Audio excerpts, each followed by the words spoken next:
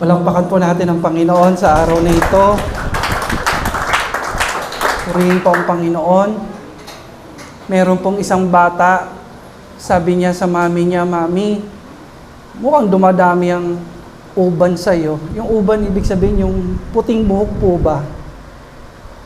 Alam mo, isip ng nanay, gagamitin kong pagkakataong ito para turuan tong anak kong pasaway. Pasaway kasi. Sabi ng mami, "Nak, dumadami kasi yung uban ni mami kasi minsan bad boy ka eh, minsan pasaway ka." Napatigil po yung bata, parang meron siyang na-realize. Tapos biglang nagsalita yung bata, kaya pala si Lola, punong-puno na ng uban. Siguro, mami, pasaway ka rin dati. Pakitignan mo kayong katabi mo kung may uban-uban na ba. Tignan mo yung katabi mo kung mukha bang pasaway. Alam niyo kasi minsan yung style ng pagtuturo natin parang ganun, di po ba? Pero alam niyo po, iba naman po ang paraan ng Panginoon para tayo turuan. Ang pagtuturo po ng Panginoon sa atin ay sa pamamagitan po ng Kanya pong mga salita. God is teaching us through His words. Ang Panginoon po, pag nagtuturo sa Kanyang mga anak, salita niya po ang gagamitin niya. Sino pong handa pong tumanggap po ng salita ng Diyos sa araw na ito? Palakpakan po natin si Lord. Dapat masaya po tayo, nagse-celebrate tayo habang kumakain po tayo ng salita ng Diyos. Kasi ang salita po ng Panginoon, pagkain po ito na ating pananampalataya. Ang sabi po ng Panginoon sa araw na ito, kung papayagan po natin ng Panginoon, pumasok sa ating sitwasyon, ang Diyos daw po ay kikilos. Ano man po yung pinagdadaanan po natin sa araw na ito, hayaan mo na papasukin mo ang Panginoon. Hayaan mong sumali ang Panginoon. Dahil ang sabi po ng salita ng Diyos sa araw na ito, when God steps in, miracles happen. Kapag ang Panginoon pumasok sa sitwasyon ng iyong buhay, gumagawa siya ng mga himala. Sino po naniniwala na He is a miracle working God? Na ang Diyos gumagawa, ang Diyos ay kumikilos. At kung minsan pag kumilos po ang Panginoon, mabilisan. Instantly, kumikilos po ang Panginoon. Hindi na pagtatagalin pa, hindi na palilipasin pa mahabang panahon. Pag kumilos po ang Panginoon, sino po dito gusto niyang maranasan ng Panginoon? Taas po ang kamay. Yung mabilisan talaga gagawa ang Panginoon. Palakpakan po natin ang Panginoon. Maraming pagkilos po ang ating Diyos na instant miracle. Sa Biblia makikita mo yan. Doon lang po muna tayo sa Book of Exodus, sa mga Israelita. Pag tinignan mo yan, ang bilis ng kilos ng Diyos. Napakabilis. Biruin mo, hinati ng Panginoon yung Red Sea para makadaan sila. Ang bilis. Nangailangan po ng tubig mula sa malaking bato. Lumalabas po ang tubig. Diba? Talagang grabe miracle ni Lord. Biruin mo, libreng tubig mula sa malaking bato. Paggising nila sa umaga, bumubuhos po pagpapala. Sinasalo na lang nila. Instantly kumikilos po ang Panginoon. Pakisabi nga sa katabi mo, kikilos ang Diyos sa iyo. Mabilisan. Uulan ng pagpapala sa buhay mo. Kikilos ng malakasan ng Panginoon sa buhay mo. Magugulat ka na lang. Yung sitwasyon mo biglang magbabago. Para bang pagtitignan mo parang negative. Pag kumilos ang Panginoon, makikita mo yung favor sa iyo ni Lord. Wow. Pakisabi po, wow. Pero kadalasan po, hindi po laging instant ang pagkilos ng Panginoon. Yun po totoo. Kumikilos si Lord ng mabilisan, may mga kilos po siya ng instant miracle. Kailangan mo ng pera, biglang darating ang pera. Kailangan mo ng pambayad, nandyan ang pambayad. May mga ganong kilos ang Panginoon. Mabilisan. Sino pong nakaranas na nito? Yung may kailangan ka, biglang nandun ka agad yung sagot ni Lord. Ako po, pwede ako magtaas ng kamay. Meron yan. Pag di nyo pa nararanasan yan, ako sana maranasan nyo. Yung talaga may kailangan ka, biglang, ayan ka agad ang tugon ng Diyos. Pero, pakisabi po, pero, hindi laging ganon. Huwag kang ma-spoiled. Huwag kang masanay kasi in real life, sa totoong buhay, minsan ang kilos ng Panginoon, dahan-dahan. Gradual. Hindi po instant.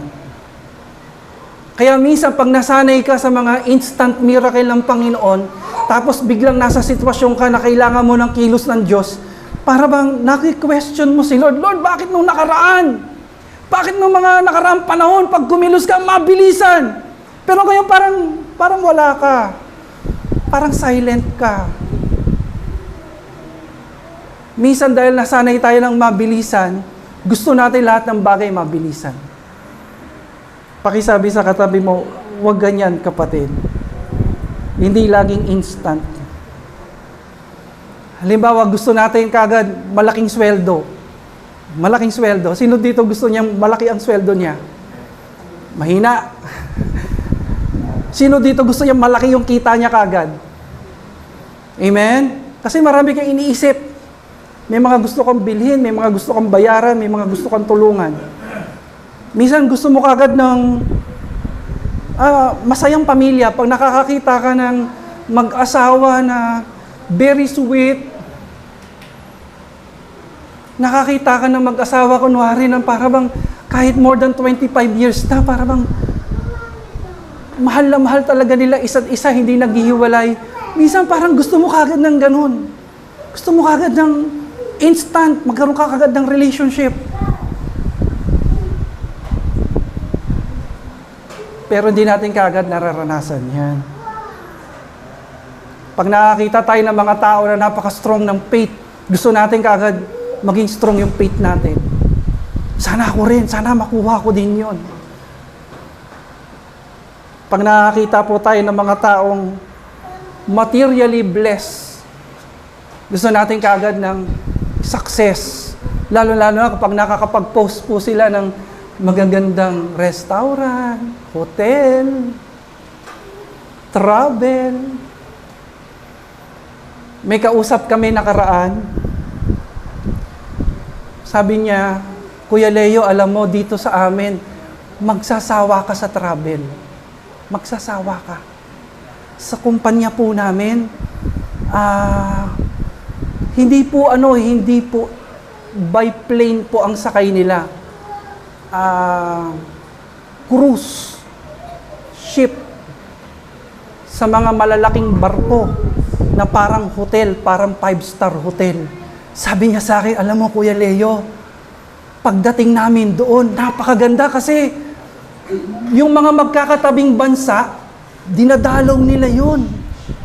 Matutulog sila sa napakagandang lugar. Paggising, mga banyaga, mga foreigners po yung nagsaserve sa kanila.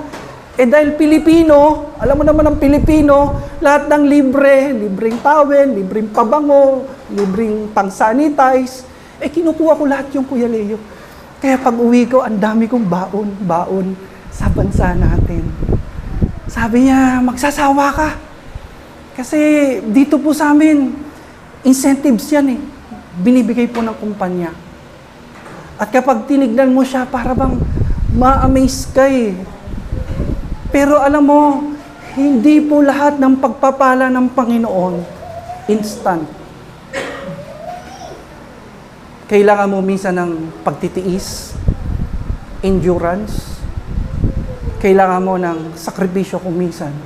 Nung kinuwento niya na yung buhay niya, doon ko naintindihan yung kanyang pinaghuhugutan. Sabi niya, Kuya Leo, sa totoo lang, laki po kami sa hirap. Yung nanay ko, nung bumagsak po yung negosyo, nalaglag po yung mga ngipin niya, nalagas sa tindi po ng stress. Eh di ba, yung ngipin ko sa baba, naghihiwalay na. Nung kinukwento niya, napatiklop ako ng bibig. Sabi ko, Lord, matindi na rin ba stress ko? Naghihiwalay na yung ngipin ko sa unahan. Sabi yung nanay ko, sa sobrang hirap namin, walang ngipin. Ang natira lahat nalagas. At nung nagtitinda po ako, lahat ng inaalok ko, tinatanggihan ako. Tinatanggihan ako. Minsan walang kain, gutom na gutom, pero tinitiis niya. Pero dahil po sa pagsisikap at sa awa ng Panginoon, nandito po pagpapala ng Diyos. Amen. Amen. Balikan natin yung Israelita. Ang Israel, instantly nararanasan nila yung miracle ng Panginoon. Pag kailangan nila ng tubig, nandun ang tubig.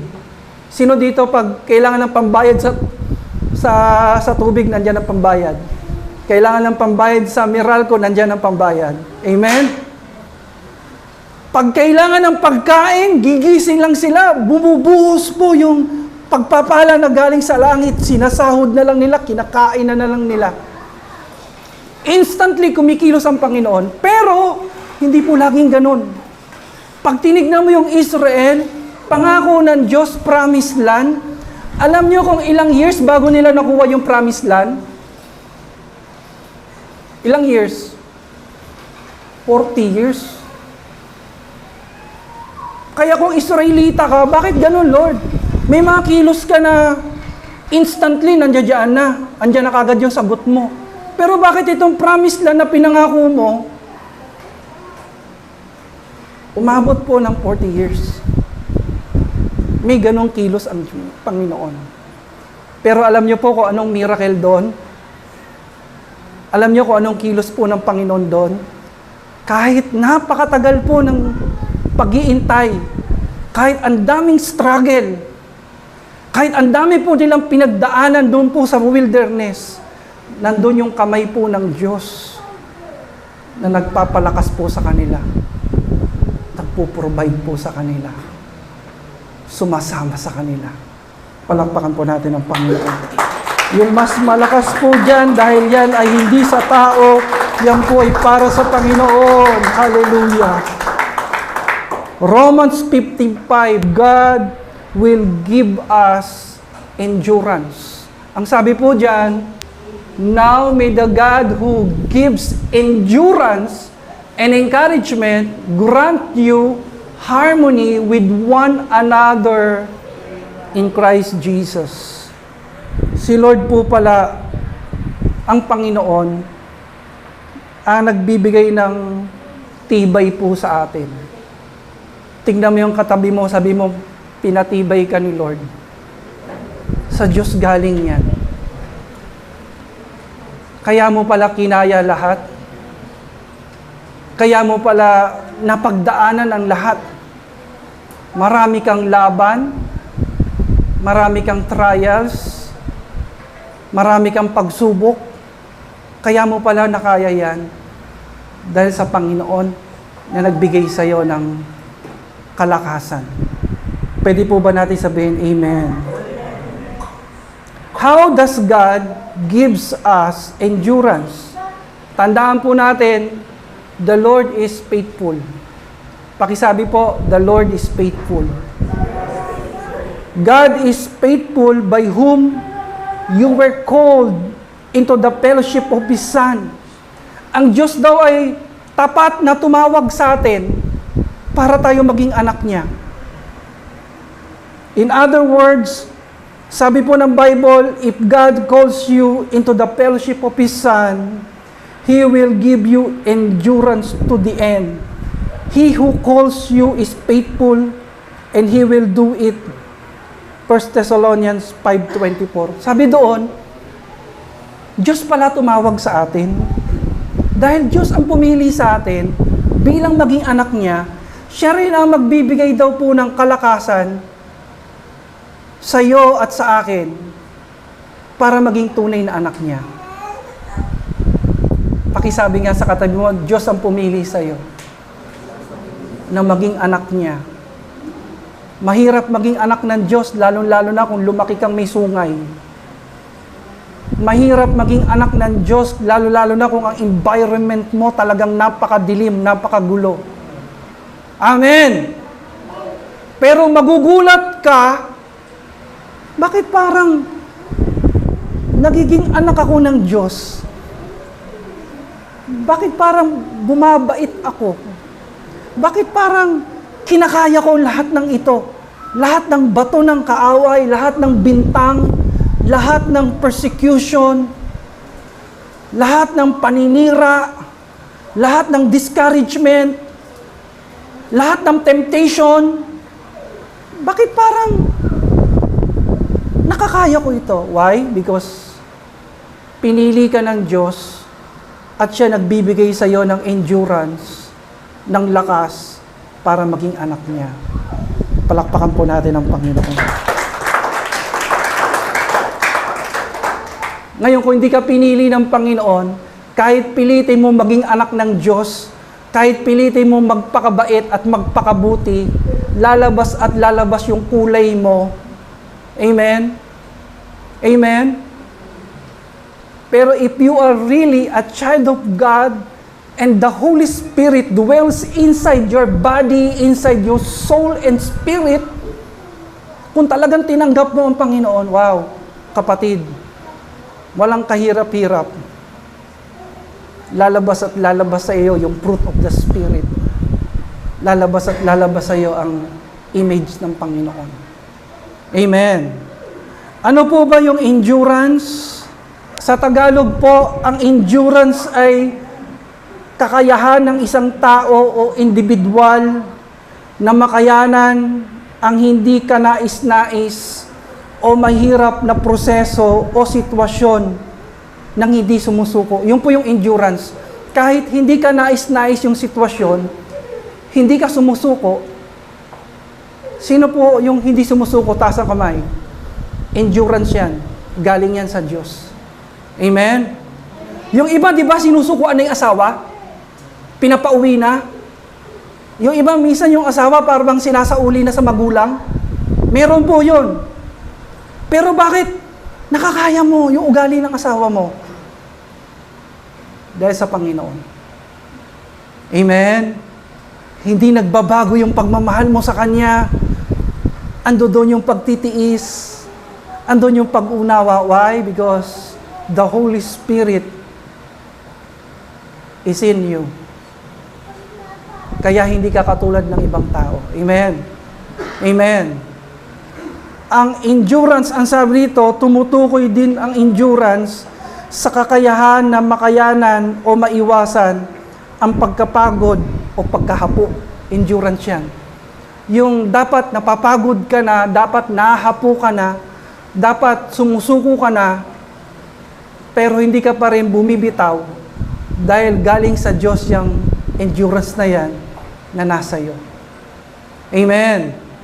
Di ba, minsan may mga tao napapagod. Napagod na sa buhay, nagpakamatay. Napagod na sa paglilingkod, tumigil na mag-worship. Napagod na sa paglilingkod, umayaw na, nag-backslide na. Pero tayo po, na mga pinili ng Panginoon, ang dami ho natin pinagdaanan, pero hindi tayo napapagod. Yes, napapagod ang katawan, pero ang lakas po ng ating isip. Ang lakas po ng ating faith. Dahil yan sa Panginoon. Pakitapik nga ng konti sa yung katabi mo, congrats. Talagang nakaka-bless ka. Di ba? Yung iba po, pumangit lang yung panahon, di na mag-church. Babaw, di ba? Yung iba po, gumanda na ng konti yung buhay, lumaki lang ng konti yung sweldo, para bang hayaay na, ayaw na mag-church. Sabi ko, paano ba naman itong mga to? Nakakalungkot naman. Hindi pa milyon-milyon yung tinatanggap ninyo. Yan pa lang. Paano kung milyon-milyon na yan? Yung iba po, magka-girlfriend lang, para bang wala na sa church. Hindi mo na makikita, nagka-boyfriend lang. Sabi ko, paano ba kaya kung asawa na? Endurance po, galing sa Panginoon. Amen. Amen. Ang endurance daw po, tumutukoy din ito sa kakayahang gumaling sa anumang sugat. Nasusugatan po tayo, nasusugatan na ating puso, pero dahil sa endurance, nagpapatuloy po tayo, gumagaling po tayo. Amen. Yung iba po, na broken-hearted lang, ayaw na mag-church, ayaw na maglingkod. Yung iba po, hindi mo lang mapansin, hindi mo lang makamayan, kuminsan, hindi mo lang mapautang, hindi mo lang napahiram, parang lumalayo na. Pero tayo po, dahil magkakapatid po tayo, magkakapatid po ba tayo? Amen? Tayo po, magkakapatid tayo, dumaan tayo sa ganyan. Minsan sa paglapit natin, natutulungan tayo. Minsan sa paglapit natin, hindi tayo naabutan ng tulong. Pero dahil magkakapatid po tayo, nagkakaunawaan po tayo. We stay together. We stay together dahil sa Panginoon. Amen. Palakpakan po natin ang Panginoon. Saan pong aspeto nangangailangan ng endurance? Marami po eh. Sa mga estudyante, kailangan po niyo ng endurance. Minsan mahirap daw po yung math. At school, learners may practice top math facts or sound out difficult words. Perseverance, endurance is all about doing things that may not come easy right away. This includes, sa mga bata, riding a bike, practicing sports skills, minsan di mo kaagad makukuha yan, and trying a musical instrument. Pero dahil sa endurance, tuloy-tuloy ka hanggang sa ma-perfect mo. That's endurance. Amen. Pakisabi nga sa katabi mo, tiis lang. Kaya mo yan. Kapag may tiyaga, may nilaga. Kapag may tinanim, may aanihin. No pain, no gain. Kapag mayroon kang pinagsasakripisyuhan, makukuha mo yan. Marirealize mo sa bandang huli, wow, salamat, nagtiis ako. Salamat, naghintay ako. Ito pala yung blessing ni Lord. Ang tanong po, madali ka ba sumuko? Ang sabi po dyan, ikaw ba yung tao na mabilis bumitaw? Mabilis ma-discourage? Do you give up too soon? Ang sabi po? Ang sabi po ni Bruce Lee, sino po nakakilala kay Bruce Lee? Kilala niyo po ba si Bruce Lee? Yung kilala nating magaling na Bruce Lee yan eh, martial arts. Naalala ko po, meron po kami mga naging kaibigan from Singapore. Ang pilido po niya, Lee. Babae po ito, working professional. Ewan ko, biniro ko po siya eh, natawa siya eh. Sabi ko, Miss Lee, are you related to Bruce Lee, the action star? Tawa na tayong babae. Sabi ng mga anak ko, corny. Sabi ko, di ba rin corny? At least natawa yung bisita natin. Minsan yung corny po sa mga pamilya natin, nakakatawa sa ibang tao. Do you give up too soon? All successful people have failed at some point, and some have failed many times, ang sabi po dyan. Pero kinakailangan po tayong patuloy na bumangon, ang sabi dyan. And some have failed many times. Part of success is learning from your failed attempts and persisting, realizing that failure is. Pakisabi nga sa katabi mo, failure is not final. Learn from your mistake.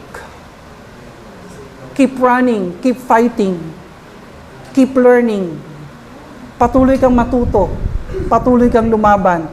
Ano pong sabi ulit ni Bruce Lee? Huwag kang humingi ng pera kagad sa Panginoon. Huwag kang humingi ng kayamanan kagad sa Panginoon. Ang hingin mo sa Panginoon, ang sabi diyan, do not pray for an easy life. Pray for the strength to endure a difficult one. Minsan ang hiningi kagad natin, Lord, payamanin mo ko. Eh wala kang endurance. Wala. Bumigay ka na. Dahil sa kayamanan mo, hinata ka tuloy ng dyablo, palayo sa Panginoon. Lord, bigyan mo ako ng magandang girlfriend. Eh, nagkaroon ka agad ng magandang girlfriend, wala ka namang endurance. Dahil sa ganda ng girlfriend mo, nagkasala ka tuloy ng fornication. So, dapat, ipag-pray mo kay Lord, Lord, bigyan mo ako ng pagpipigil sa sarili. Tama ba, Brother Ronnie? Pagpipigil mo na sa sarili. Okay? Kasi pag ang lakas ng pagpipigil mo sa sarili mo, maiwasan mo sa sarili mo na magkasala. You need endurance. You need strength. Amen? Lord, bigyan mo ako ng ganto-ganto. Huwag muna yun. Humingi ka muna sa Diyos ng lakas. Kasi every power na ibinibigay ng Lord sa atin, may kasama po yung responsibility. Amen? Greater power, greater responsibility. Parang narinig ko na yun.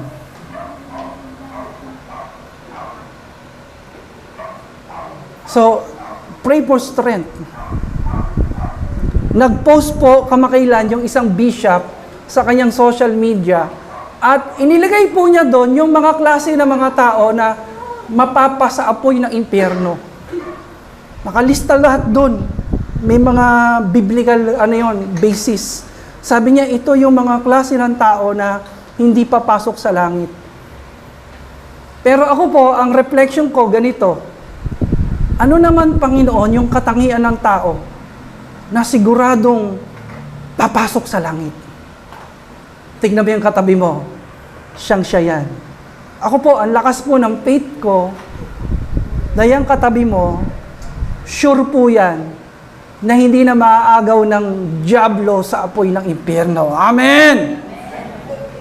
Ako po, ang lakas po ng faith ko na yung kasama mo, nakalista na yan sa aklat ng buhay. Sigurado po yan na makakapasok sa langit. Ito po ang realization ko. Ang isang katangian po ng isang tao na siguradong papasok sa langit ay yung nakalagay po sa Mateo 24:13. Ang manatiling tapat hanggang wakas ang siyang maliligtas. Sa English po, ang ganda po, para mas makita nyo. Ang sabi po dyan, He that shall endure unto the end, the same shall be saved. Yung may endurance. Yung kaya niyang i-endure lahat. Kaya niyang i-endure yung persecution. Kaya niyang i-endure yung temptation. Kaya niyang i-endure yung bawat trials. Bawat panghihiya ng kaaway na siya tinutukso, na i-endure mo, natitiis mo, dahil yung endurance na yan, kanino galing? Galing sa Panginoon. Isa po sa katangian ng isang tao po na maliligtas ay yung may matinding endurance. Paki-congrats na yung katabi mo, magkikita tayo doon. Magkikita tayo sa Panginoon, sa Kanyang kaharian. Pwede po ba natin palakpakan ng Panginoon? Yung malakas na malakas, yung may kasamang pasasalamat at pagpupuri sa Panginoon. Hallelujah!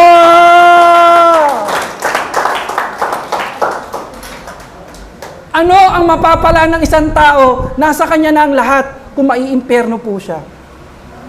Ano ang mapapala ng isang tao kung nasa kanyang kasikatan, kayamanan, position, influence? Ang sabi ng Panginoon, ano mapapala ng tao? Makapag-travel man siya, makasakay man siya sa eroplano, sa cruise ship, baybayin man niya ang bawat bansa, kainin man niya at magpakabusog siya. Ano mapapala niya kung may apoy ng impyerno na nag-iintay sa kanya? Para sa akin, sayang. Napuntahan mo ang maraming bansa pero hindi mo napuntahan ang tahanan ng Panginoon. Sayang ka, kapatid. Amen? Natikman mo ang lahat ng sarap, pero hindi mo natikman yung salita ng Panginoon. Sayang ka. Kaya salamat sa Diyos, nasa Panginoon po tayo. Amen? Amen? Salamat sa Panginoon dahil alam natin na sa Panginoon po tayo. 2 verse na lang po. Dahil po sa endurance ng mga taga-Macedonia, kahit hirap na po sila, tingnan niyo po sila, maalab pa rin sila sa paglilingkod sa Panginoon. Tingnan niyo po ang 2 Corinthians 8:1. Ang Macedonia po ay mga kapatiran na punong-puno ng hirap. Pero kahit hirap na sila, maalab pa rin sila sa paglilingkod sa Diyos. Tingnan niyo po ang sabi diyan. And now, brothers, we want you to know about the grace that God has given the Macedonian churches. Out of the most severe trial, their overflowing joy and their extreme poverty. Sabi doon, matindi yung kahirapan nila. Sino po naghihirap dito? Huwag na kayo magtaas ng kamay. Kung naghihirap kayo ngayon, mas naghihirap sila. Ito po, ang paghihirap nito, matindi. Ikaw, hindi ka lang minsan makabayad ng kuryente, tubig. Ito, halos wala nang makain. May matindi pang persecution. Amen? Tingnan niyo po. At sabi po dito, out of the most severe trial, their overflowing joy and their extreme poverty welled up in the rich generosity. They urgently pleaded with us for the privilege of sharing in this service to the saints. Palakpakan po natin ang salita po ng Panginoon. Tingnan niyo po endurance sa mga taong ito. Kahit naghihirap sila, hindi nila kayang dayain ang Diyos sa tithes. Hindi nila kayang pagnakawan ng Panginoon sa kanilang mga tithes and offering. Samantalang may mga tao po na hindi naman naghihirap, nakakakain naman araw-araw, may maayos naman na trabaho, pero wala silang konsensya na pagnakawan ng Panginoon. Kapatid, ang sabi ng salita ng Diyos sa Malakay chapter 3, pinagnanakawan natin ang Panginoon. Dinadaya natin ang Panginoon sa ating pananalapi pag di po tayo nagtatites. Hindi tayo nag-offering. Pero tingnan niyo po yung endurance ng mga taga-Macedonia. Meron na silang reason eh. Meron na silang excuse. Pwede na silang mag-alibay. Pwede na silang magsabi na, ay okay lang naman kung di kami magbibigay. Okay lang naman siguro kung dadayain namin ng Panginoon, kukupitan namin ng Panginoon, pagnanakawan namin ng Panginoon ng aming mga tithes and offering. Okay naman siguro dahil naghihirap kami. Pero tingnan niyo po endurance nila. Sila pa po ang nagpupumilit na bigyan ng pagkakataon na tumulong at maging pagpapala. Pakisabi sa katabi mo, higit kang pagpapalain ng Diyos. Sa bukas palad na pagkakaloob mo, in spite of your trials, in spite of your persecution na nararanasan mo ngayon, in spite ng pinagdadaanan mo ngayon. Last Endurance sa Proverbs 24:16. Ang sabi po dito,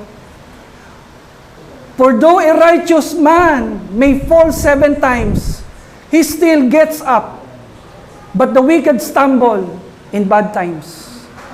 Sabi po ng salita ng Panginoon, yung tao daw po na pinili ng Panginoon, mararanasan niya minsan mas stumble.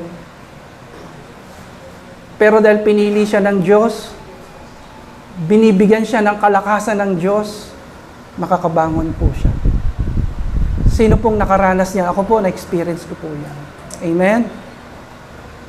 Si King David, mahal na mahal niya ang Panginoon.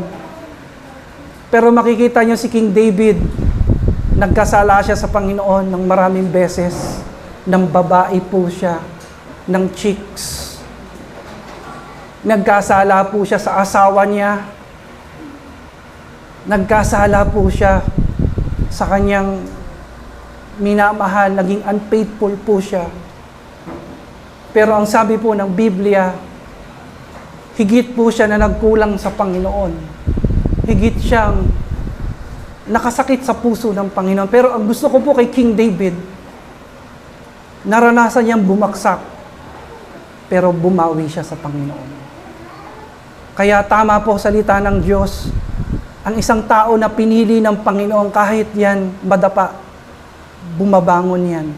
Dahil hawak siya ng Diyos, dahil mahal niya ang Panginoon. Amen? Tayo rin po, bumabagsak tayo. Pero salamat sa Diyos, kahit bumabagsak tayo, lumalaban tayo. Nagpapatuloy po tayo.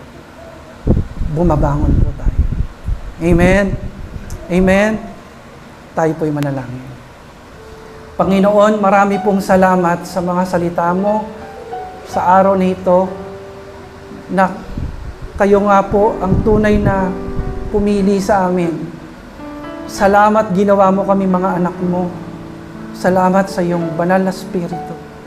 Thank you, Lord, that we are yours. We are your temple. The Holy Spirit dwells inside us. Thank you for the strength. Thank you for the power. Thank you, Lord, for the miracle of endurance. Salamat, Panginoon, sa binigay mo sa aming kalakasan ng aming isip, tapang ng kalooban, na kahit ano pong dumating po sa amin, lumalaban kami, nagpapatuloy kami, bumabangon kami, dahil hawak mo kami. Salamat. Sa pangalan ni Jesus, ito ang aming panalangin. Amen.